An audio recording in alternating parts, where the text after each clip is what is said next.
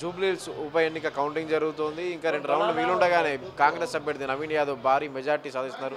22,000 పైగా ఓట్ల మెజార్టీలో ఆధిక్యంలో ఆయన ఉన్నారు. మనతో మాట్లాడుకున్నారు కాంగ్రెస్ నేత రాములు నాయుడు. ఎలా ఉంది, ఊహించారా ఇంతటి ఘన విజయం? నేను అప్పటి నుంచే చెప్తున్నా, ఫస్ట్ నుంచే చెప్తున్నా 25,000 ఓట్లు దాడతామని చెప్పారు. నన్ను పిచ్చోలుగా చూసిర్రు. నెక్ టు నెక్ ఉంది. అరే నెక్ టు నెక్ నాకు తెలుసు కదా, వాళ్ళ నాడి నాకు తెలుసు కదా. ఎప్పుడైతే వాళ్ళు ఎలక్షన్ కమిషన్కు పోయిరో అదే రోజు ఓడిపోయారు అన్నది. ఇవాళ నా దగ్గర ఎర్రగడ్డ దగ్గర వీడియోస్ ఉన్నాయి హరీష్ రావి. మనం మెదక్ జిల్లాలో కనుక ఎర్రగడ్డ లీడ్ తీసుకోకపోతే మన ఇజ్జత్ పోతుంది అని చెప్పిండు. నా మీద పద్మ దేవేందర్ రెడ్డి, తర్వాత నర్సాపూర్ సునీత లక్ష్మారెడ్డి, మా మంత్రి సత్యవతి రాఠోడ్, అదేవిధంగా మా ఎక్స్ ఎమ్మెల్యే భూపాల్ రెడ్డి, ఇట్లా చెప్పుకుంటూ పోవాలి. మొత్తం యంత్రాంగం అక్కడనే అందోళ్ళు ఎమ్మెల్యే.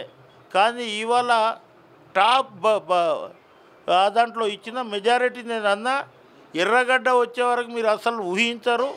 నేను మా మంత్రులకు చెప్పిన నిన్న దామోదర్ రాజ్ నరసింహతోటి 2-2.5 గంటలు కూర్చున్నా. ఇంత మెజారిటీ అంత వస్తుందా అంటే 100% వస్తుంది. మీరు గిట్ట కార్యకర్తలు లేక పనిచేసారు, మంత్రులు గిట్ట కార్యకర్తలు లేక పనిచేసారు. జూపల్లి కానీ అక్కడ మా ఎర్రగడ్డకు దామోదర్ రాజ్ నరసింహ కానీ ఆది శ్రీనివాస్ గారికి కానివ్వండి, బోడబండలో పొంగులేటి కానివ్వండి, సీతక్క కానివ్వండి, ఇక్కడ రైమత్ నగర్లో మన ఉత్తమ్ కుమార్ రెడ్డి కానివ్వండి, అక్కడేమో ఎక్కడ మన ఏది షేక్పేట్లో అంటే అక్కడేమో మన లేబర్ మినిస్టర్ వివేక్ వెంకటస్వామి కానివ్వండి, పక్కడబందీగా ఒక ప్రణాళిక రాత్రి 2-3 గంటల వరకు నిద్రపోకుండా ఏ విధంగా ఇది చేయాలనే ఉద్దేశంతో చేసినాం. పోల్ మేనేజ్మెంట్ ఎట్లా చేయాలనో నాకు బాగా తెలుసు. ఆయనకు 3 సార్లు నేను ఎలక్షన్ ఏజెంట్ ఉన్నా.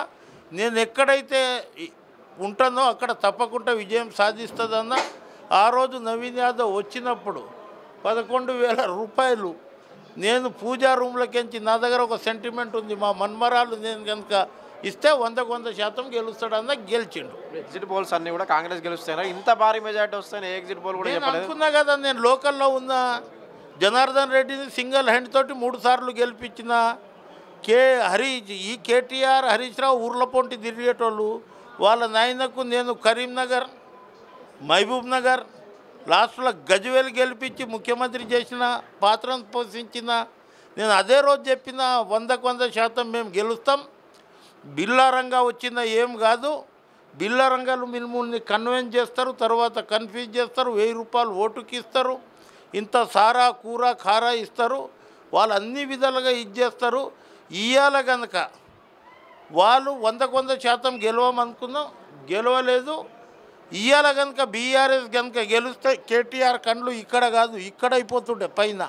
అందుగురించి వాళ్ళకి ప్రజలు తగిన గుణపాఠం. పర్సెంటేజ్ కూడా 1% పెరిగింది 2023తో పోలిస్తారు. 48.48 అయినా కానీ ఇంత మెజార్టీతో ఏది కారణమే ఉంటుంది అంటారు గెలుపు? నేను అనుకున్నా 100% మేము గెలుస్తామన్నాము. మా కొడుకు గెలిచిండు. ఇవాళ రౌడీగా చిత్కరించారు.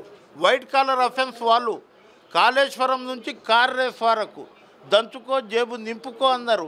వైట్ కాలర్ అఫెన్స్ ఉండి మాకు రౌడీ రౌడీ రౌడీ అంటే నేను అదే రోజు చెప్పిన, మేము రౌడీలం కాదు. మేము ఎవడన్నా పత్రిక తీసుకొస్తే 10,000 20,000 ఇస్తాం. ఎవడన్నా హాస్పిటల్లో పడుకుంటే ఆయనకు డబ్బులు ఇస్తాము. శ్రీశైలం నేను జామకాయల దొంగ అనుకుందాం. ఇక్కడ ఒక తోట ఉండే, ఇక్కడ అది ఆయన భుజం మీద నేను ఎక్కుతుంటే, నా భుజం మీద ఆయన ఎక్కుతుంటే, ఇద్దరం దుంకి జామకాయల దొంగలకు రౌడీ షీటర్ అంటారా? ల్యాండ్ గిరాపర్లు, మర్డరిస్టులు, చట్టాలు ఆడేటోళ్ళు. కేటీఆర్ అసలు ల్యాండ్ గిరాపర్. 111 జీవోని తీసేది ఉల్లంఘించిండు. అందుగురించి ప్రజలు గుణపాఠం చెప్తారు. వచ్చిన తర్వాత కూడా బీఆర్ఎస్ ధీమాగానే ఉండగా నిన్నటి వరకు గెలుస్తాము. అరే నిన్నటి వరకు కాదు, వాళ్ళు చచ్చిపోయే వరకు అదే చెప్తారు. వాళ్ళ గురించి నాకు తెలుసు కదా. మేము గెలుస్తున్నాము.